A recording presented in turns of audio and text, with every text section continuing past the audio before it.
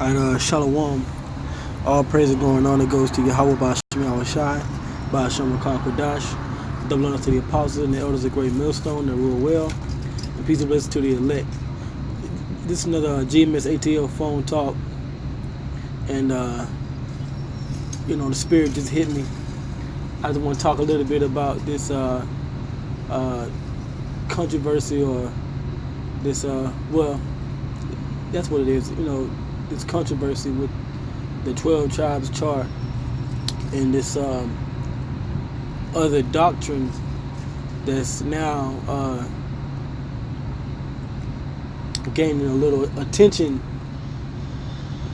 over the past, really this week. I just want to speak my piece on it after hearing everybody's point of view. And I just want to say this, that prophecy is the key to everything. Prophecy is the key to even this 12 tribes chart. All right. And there's many examples in the scriptures that explains how the Israelites in the last days were going to be identified. All right. So I'm just going to hit a couple of scriptures and make my point and sign off. But I just want everyone to understand about prophecy and doctrine, and how the 12 tribes chart correlates with it. All right. So the first scripture I got up is Genesis 49:1. It says, and Jacob called. No, well, matter of fact, let me go back because I thought about it. Let me go to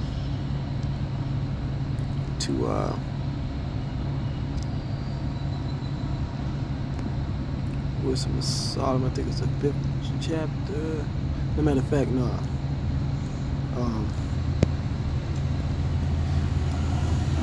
Let me get this scripture right. Here we go. All right.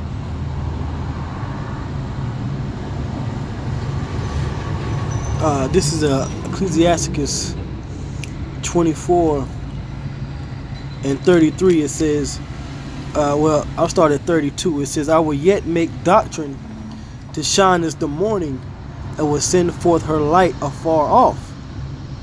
All right. It says, I will yet pour out doctrine as prophecy, and leave it to all ages forever.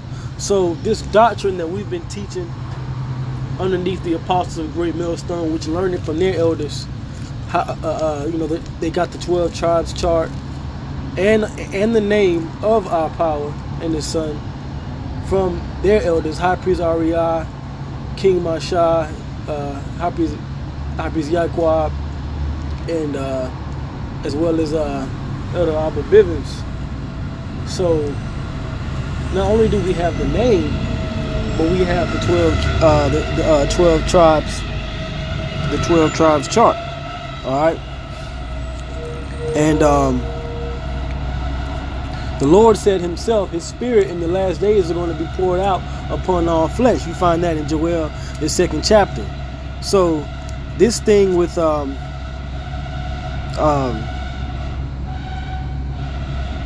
12 tribes chart, the spirit of the identity of the Israelites in their respective tribes was poured out, and it was going to be taught as doctrine amongst those that have the truth.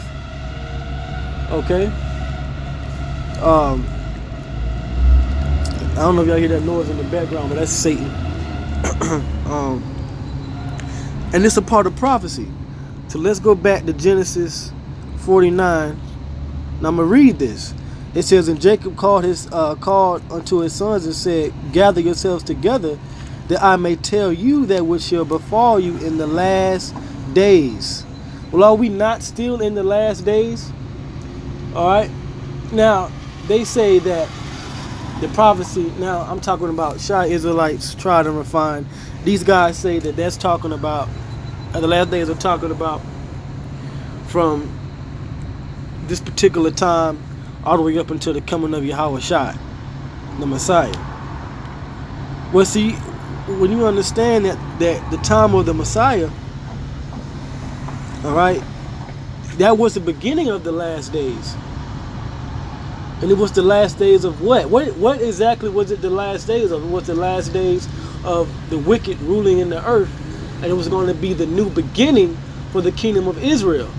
That's why when you read Acts the 1st chapter in the 6th verse, which I'm going to get it, it says, "Wilt thou at this time restore the kingdom unto the children of Israel?" Alright? It's Acts 1 and 6. It says, "When they therefore would come together," right, the 12 apostles, which are going to be leaders over the 12 tribes, sitting on 12 thrones, it says they asked of him, saying, "Lord, wilt thou at this time restore again the kingdom to Israel?" Verse 7, "And he said unto them, It is not for you to know the times of the season which the Father hath put in his own power, but ye shall receive power after that the Holy Spirit is come upon you, and ye shall be witnesses unto me both in Jerusalem and in all Judea and in Samaria and unto the uttermost part of the earth." And we understand that we're at the uttermost part of the earth over here in the Western Hemisphere, because then once you continue going west, you're going to go into what's known as the Eastern Hemisphere. Okay? When you look on the map. So we're still in the last days. That prophecy is not that Genesis 49 is going into even now what was going to be happening to the 12 tribes. So now let's get into another prophecy. All right.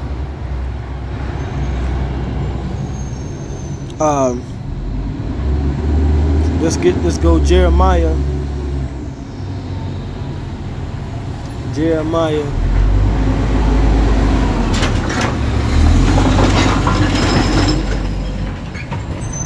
17 and 4. It says, it's Satan. Totally Satan. Bear with me for a second.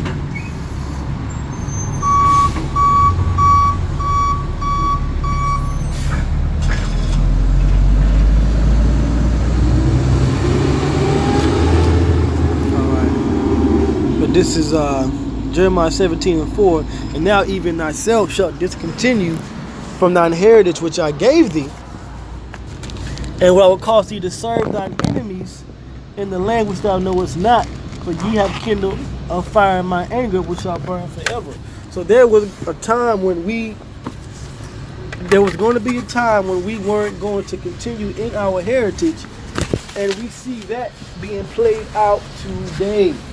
All right, today we see that being played out.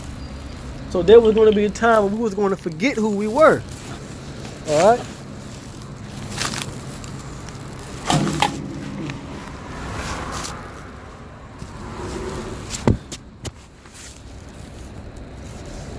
So let's go to the book of Baruch. All right, Baruch, 4th chapter. And all